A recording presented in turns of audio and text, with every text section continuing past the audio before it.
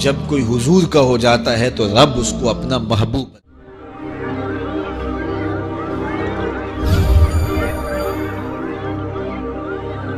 حضرت میاں شیر محمد شرک پوری علیہ رحمہ فجر کی نماز کے بعد یہ ٹوٹیاں نہیں جس طرح ہوتی تو وہ چھوٹا سا برآمدہ تھا تو برآمدے کے اوپر بیٹھ کے وظائف کرتے تھے اور پھر اشراق کی نماز تک وہاں بیٹھتے اور پھر تشریف لے جاتے.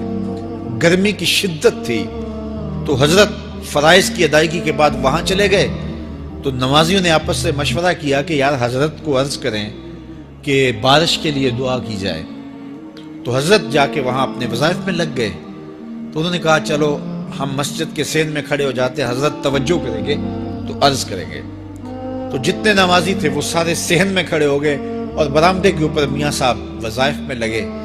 جب آپ کی نظر پڑتی نا لوگوں کی جانب تو جتنے بھی نمازی تھے سارے ہاتھوں سے اشارے کر کے کہتے یعنی دعا کرو.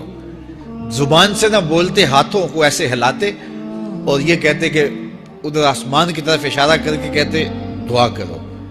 میاں صاحب پھر وظائف میں لگ جاتے. پھر جب میاں صاحب کی آنکھ اٹھتی نا تو یہ سارے ہاتھ اٹھاتے اور آسمان کی طرف ہاتھ اٹھا کہتے. میاں صاحب پھر وظائف میں لگ جاتے. جب 2-3 مرتبہ ایسا ہوا نا تو میاں صاحب کی ہنسی نکل گئی اور ایسے آسمان کی طرف دیکھ کے کہا چل ہن پا دے. کہتے ہیں بس یہ بات کہنے کی دیر تھی کہ چھم چھم می برسنے لگا. تو جب کوئی حضور کا ہو جاتا ہے تو رب اس کو اپنا محبوب بنا لیتا ہے. تو حضور کی محبت خدا کی محبوبیت کا ذریعہ ہے. اس لیے ہمیں حضور کا پیار اپنی روحوں میں موجزن کرنا ہے, حضور کی محبت اپنی روحوں میں اتارنی ہے اور محبت اپنے تمام تر تقاضوں کے ساتھ جب روح پذیر ہوگی تو پھر ہمارا انداز زندگی بھی سنور جائے گا, ہماری آخرت بھی سنور جائے گی.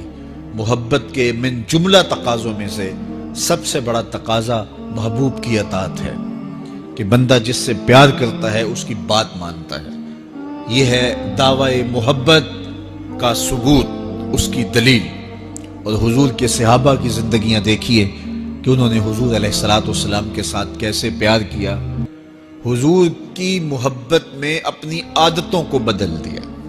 حالانکہ عادتیں نہیں بدلی جاتی. 2 سکے بھائی ہوں, رشتہ کتنا گوڑا ہے اور ایک گھر میں پرورش پائی ہے, ایک گود میں پلے ہیں, ایک باپ کے گہوارہ تربیت میں رہے ہیں, لیکن طبائع میں اختلاف یہ ایک فطری بات ہوتی ہے. ہمارے پاس لوگ آتے ہیں 2 سکے بھائی ہوتے ہیں, ایک کی طبیعت ادھر کو جا رہی ہوتی ہے, دوسرے کا مزاج ادھر کو جا رہا ہوتا ہے. ایک سخت نرم مزاج ہوتا ہے اور دوسرے کی آنکھوں سے انگارے پھوٹ رہے ہوتے ہیں. ایک معاف کر دینے والا ہوتا ہے, ایک سخت غصیلا ہوتا ہے. ایک کی طبیعت کے اندر تلخی کی چنگاریاں ہوتی ہیں اور ایک کی طبیعت کے اندر نرمی کے پھول ہوتے ہیں. آپ نے بھی دیکھا ہوگا. تو یہ ایسا ہوتا ہے. اب اسی طرح کھانے پینے کی چیزوں میں طبائع کا اختلاف یہ فطری بات ہے. ایک کو ایک چیز پسند ہوتی ہے, دوسرے کو وہ چیز پسند نہیں ہوتی ہے. بعض اوقات ماں کو مسئلہ ہوتا ہے کہ یہ چیز اگر میں تیار کرتی ہوں تو میرا دوسرا بیٹا نہیں کھاتا, تو اس کے لیے بعد سے الگ سے کوئی چیز تیار کرنی پڑتی ہے کہ اس کی ڈیمانڈ یہ ہے اور میرے اس بیٹے کی ڈیمانڈ یہ ہے. مائیں مزاج سمجھتی ہیں.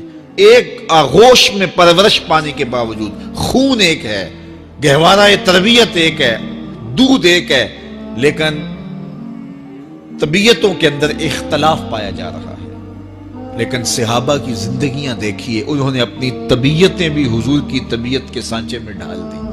حضرت انس بن مالک کو کسی نے دیکھا کہ وہ شوربے سے کدو کے ٹکڑے نکال کے کھا رہے ہیں, تو کہا یہ کیا کر رہے ہو؟ کہا میں نے ایک دن حضور کو یوں کرتے ہوئے دیکھا تھا.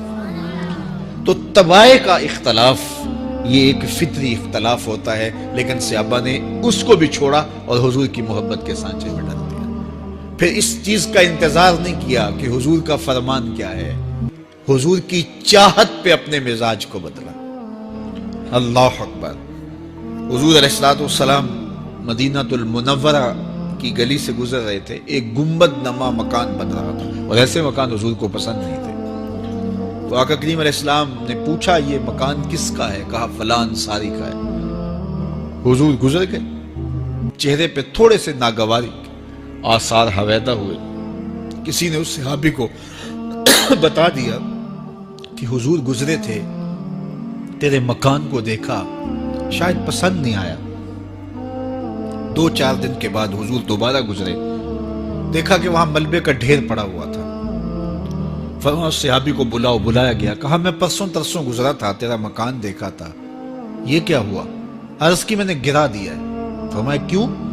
अर्ज की सुना था आपको पसंद नहीं, सुना था आपको पसंद नहीं। मैं और आप देखें हमारा क्या क्या हुजूर को पसंद है, सर से लेकर पांव तक, निजी जिंदगी से लेकर सियासी जिंदगी तक, अपने उमूरे जात से लेकर के अपनी मुआशरती जिंदगी तक, हमारा क्या क्या हुजूर को पसंद नहीं, और हर वो चीज बदल दें जो हुजूर को पसंद नहीं। मुहम्मद दी ज़ियारत मुहम्मद दे रंग विच, ए ठगबाजियां जाने प्यारा मुहम्मद सल्लल्लाहु अलैहि वसल्लम। मेरे शेख कामिल का एक शेर है, और वो शेर इतना वजनी है कि अगर मेरे पास जवाहर लाल मोती हों और मैं एक पलड़े में डाल दूं और एक पलड़े में ये शेर रख दूं, तो ये शेर फिर भी भारी होगा। यारी ला तू पाक नबी संग, ए पर पूरी यारी, फेर दरूद कबूल है तेरा, लख न लो एक वारी। 1.25 लाख मरतबा दरूद पढ़ना एक तरफ, और एक दफा हुजूर की जात पे दरूद पढ़ना, उनकी मोहब्बत के सांचे में यूं ढल करके जो वो कहते हैं वो मेरी जिंदगी का अमल है, ये उससे वजनी है, ये उससे भारी है। तो हुजूर की मोहब्बत, हुजूर के एक सहाबी थे, वो हुजूर को मिलने आए, और आए थे बहरीन से।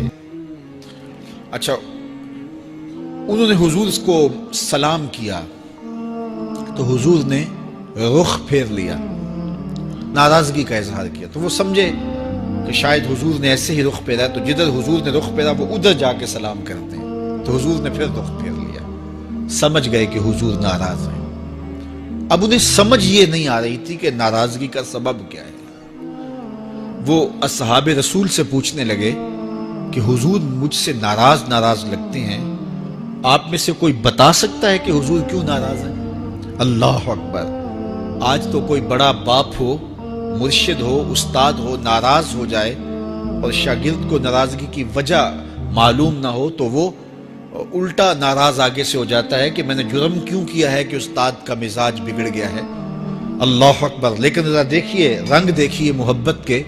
वो सहाबा से पूछता फिरता है कि हुजूर मुझसे नाराज हैं, मुझे बताइए कि क्या सबब हुआ। तो उन्होंने कहा कि ये तेरे हाथ में जो सोने की अंगूठी है, इससे हुजूर नाराज है, क्योंकि हुजूर इसको मना कर चुके हैं। उम्मत के लिए सोना चांदी हुजूर ने उम्मत के मर्दों के लिए मना फरमा दिया।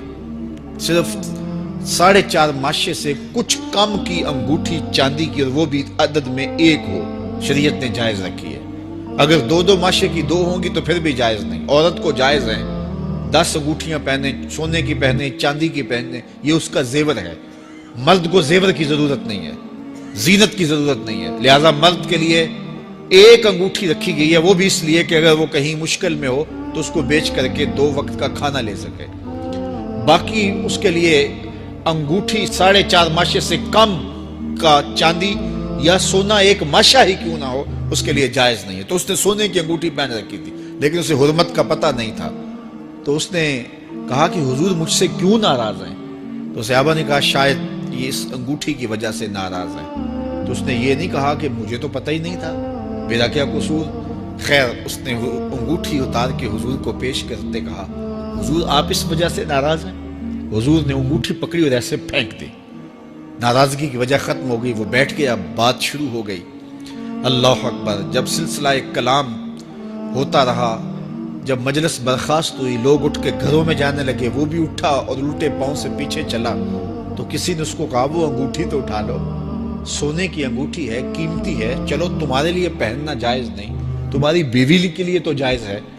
तो उसने क्या जवाब दिया सुनिए। उसने कहा वल्लाहि ला आखुजुहु वक़द तरहहु रसूलुल्लाह सल्लल्लाहु अलैहि वसल्लम, अल्लाह की कसम मैं इस अंगूठी को कभी भी नहीं उठाऊंगा जिसको मेरे हुजूर ने फेंक दिया है। तो ये थी उनकी मोहब्बत, ये था उनका अंदाज। तो आइए मैं और आप हुजूर से अगर मोहब्बत करते हैं तो हुजूर अलैहिस्सलाम का तर्ज जिंदगी, हुजूर का अंदाज मुआशरत इख्तियार करें। कसरत के साथ माएँ बहनें बेटियां भी मौजूद हैं, वो भी अपनी औलादों की तरबियत اس نہج سے کریں کہ وہ حضور کی سنت، حضور کی سیرت اور حضور کی اتباع کے سانچے میں ڈھل جائیں۔ زندگی کا مقصد ہی یہی ہے۔ آئے، بڑے ہوئے، جوان ہوئے، بوڑھے ہوئے، چلے گئے، ہم سے پہلے بھی چلے گئے، ہم بھی چلے جائیں گے، بعد میں آنے والے بھی چلے جائیں گے، لیکن حقیقی کامیابی اس کو نصیب ہوئی جس نے اس دنیا پہ آ کے دنیا کی زندگی کے مقصد کو سمجھا۔ ہم آئے کیوں تھے، زندگی کس لیے ہمیں دی گئی تھی۔ اکبر الہ آبادی نے کیا ستھری تنقید کی تھی، کیا بتائیں احباب، کیا کارنمایاں کر گئے، بی اے کیا، نوکر ہوئے، پینشن ملی اور مر گئے۔ یہ کوئی کام نہیں ہے، ہماری زندگی کا کوئی مقصد ہے جس لیے ہم انسان ہیں، اشرف المخلوقات ہیں۔ دیکھیے گدھا سارا دن بوجھ اٹھاتا ہے، اللہ اکبر۔ میرے صاحب نے گدھے سے بھی ایک موازنہ کیا ہے کہ سارا دن جو ہے وہ بوجھ اٹھائے اور کام کرے، اور پھر مالک اس کو غذا بھی نہ دے، وہ جا کے روڑیوں سے اور باہر سے جا کے چر کے پھر آ کے کام مالک کا کرے، مالک اس کو دے بھی نہ، اور وہ باہر سے کھا کے آئے اور کام مالک کا کرے۔ تو اگر بندہ ہو کے، انسان ہو کے اگر نہ کرے تو میرے حضور نے ایک لمبی ربائی ہے، اس میں آخر میں لکھتے ہیں، تو چنگا یعقوب یا کھوتا تینوں شرم نہ آوے، کہ اگر وہ ایک گدھا بھی کام کرے، اپنی پیٹھ پہ بوجھ لا دے، اور تو اپنے مالک کے لیے کچھ نہ کرے، اور ساری نعمتیں مالک نے تجھے دی ہیں اور عزتیں اور آبرویں تیرے نام کی ہیں، اور تو اس کا حق ہی ادا نہ کرے، تو پھر کس طرح تیرے سے، تو پھر اولئک کالانعام بل ہم اضل، فرمایا تو چوپایا ہے بلکہ چوپایوں سے بھی بدتر ہے۔ تو میں اور آپ اپنے آپ کو انسان ثابت کریں، آج موقع ہے۔ سے ثابت نے اجے حواس تیرے، سے ثابت نے اجے حواس تیرے، کر لے نیکیاں رج کے تو، اڑیا رب رسول کیوں پل بیٹھو، آ رب رسول ول بج کے تو، آئی موت ایتھے رہسن کم تیرے، آئی موت ایتھے رہسن کم تیرے، نیکیاں کر لے بج کے تو، کی آکھ سن لوگ یعقوب تینوں، جب ٹر پیوں سر منہ کج کے تو۔ وہ وقت آئے گا جب تنیاں باندھ دی جائیں گی، جب دونوں جانب سے کفن باندھ دیا جائے گا، پھر پردہ ہٹا کے دیکھا جائے گا، پھر بند کر دیا جائے گا۔ وہ لمحے کتنے دردناک ہوں گے، وہ گھڑیاں کتنی دردناک ہوں گی۔ آج مجھے اور آپ کو اللہ نے موقع دیا ہے، تو آج حضور کی سیرت کو اپنانے کا، اپنی روحوں میں اتارنے کا عزم